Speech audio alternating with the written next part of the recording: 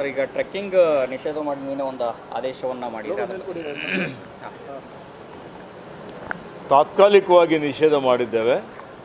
ರಾಜ್ಯದಲ್ಲಿ ಅರಣ್ಯ ವ್ಯಾಪ್ತಿಯಲ್ಲಿ ಅನೇಕ ಅತ್ಯಂತ ಸುಂದರವಾದಂಥ ಐತಿಹಾಸಿಕವಾದಂಥ ಒಂದು ತಾಣಗಳಿದ್ದಾವೆ. ಜನ ಇವತ್ತು ಪ್ರವಾಸಿಗರು ಅಲ್ಲಿಗೆ ಹೋಗ್ತಾರೆ, ಟ್ರೆಕ್ಕಿಂಗ್ ಮಾಡ್ತಾರೆ. ಇವತ್ತು ಸುಮಾರು ಕಡೆ ಆ ಟ್ರೆಕ್ಕಿಂಗ್ ಆನ್ಲೈನ್ ಮುಖಾಂತರ ಅದಕ್ಕೆ ರೆಗ್ಯುಲೇಟ್ ಮಾಡಿದ್ದಾರೆ.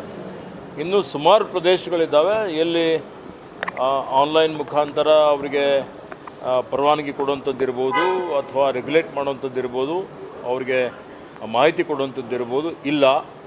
ಹೀಗಾಗಿ ಭಾಳ ಏಕಾಏಕಿ ಸಾವಿರಾರು ಜನ ಅಲ್ಲಿ ಹೋಗುವಂಥದ್ದು, ರಾತ್ರಿ ಟೆಂಟ್ ಹಾಕುವಂಥದ್ದು, ಅಲ್ಲಿ ಪ್ಲಾಸ್ಟಿಕ್ ಬಿಸಾಡುವಂಥದ್ದು, ಅಲ್ಲಿರುವಂಥ ಒಂದು ಪ್ರಕೃತಿ ಪರಿಸರ ಹಾಳು ಮಾಡುವಂಥದ್ದು ಸರ್ಕಾರದ ಗಮನಕ್ಕೆ, ನನ್ನ ಗಮನಕ್ಕೆ ಬಂದಿದೆ. ಬಂದ ನಂತರ ತಾತ್ಕಾಲಿಕವಾಗಿ ನಿರ್ಬಂಧವನ್ನು ಮಾಡಿ ಇವತ್ತೊಂದು ಸಭೆಯನ್ನು ಮಾಡಿ ಹಿರಿಯ ಅಧಿಕಾರಿಗಳಿಗೆ ಸೂಚನೆ ಕೊಟ್ಟಿದ್ದೇನೆ. ಆದಷ್ಟು 1 ವಾರ ಅಥವಾ 15 ದಿವಸಗಳ ಒಳಗಾಗಿ ಇದು ಆನ್ಲೈನ್ ಸಿಸ್ಟಮ್ ಜಾರಿಗೆ ತಂದು ಇವತ್ತು ಇವೆಲ್ಲವನ್ನು ರೆಗ್ಯುಲೇಟ್ ಮಾಡಬೇಕು ಮತ್ತು ಇದ್ರ ಬಗ್ಗೆ ಒಳ್ಳೆಯ ರೀತಿಯಿಂದ ಪ್ರಚಾರ ಮಾಡಬೇಕು. ಪರಿಸರ ಮತ್ತು ಪ್ರಕೃತಿ ಸಂರಕ್ಷಣೆ ಮಾಡುವಂಥದ್ದಕ್ಕೆ ಕ್ರಮ ಜರುಗಿಸಬೇಕು ಅಂತ ಹೇಳಿದ್ದೇನೆ. ಈ ಕ್ರಮದಿಂದ ಅರಣ್ಯ ಇಲಾಖೆ ಆದಾಯನೂ ಹೆಚ್ಚಿಗೆ ಆಗ್ತದೆ ಮತ್ತು ಇವತ್ತು ಯಾರು ಪ್ರವಾಸಿಗರು ಬರ್ತಾರೆ ಅದರಲ್ಲಿ ಪಾರದರ್ಶಕತೆ ಇರ್ತದೆ ಮತ್ತು ಅದರಿಂದ ಎಲ್ರಿಗೂ ಸಹಾಯ ಆಗ್ತದೆ ಅನ್ನುವಂಥ ಮಾತನ್ನು ಹೇಳಲಿಕ್ಕೆ ಬಯಸ್ತೇನೆ. ಅದಕ್ಕೆ ಎಲ್ಲ ಕಡೆ ಆನ್ಲೈನ್ ಬುಕ್ಕಿಂಗ್ ಮಾಡಬೇಕು ಅಂತ ಸೂಚನೆ ಕೊಟ್ಟಿದ್ದೇನೆ.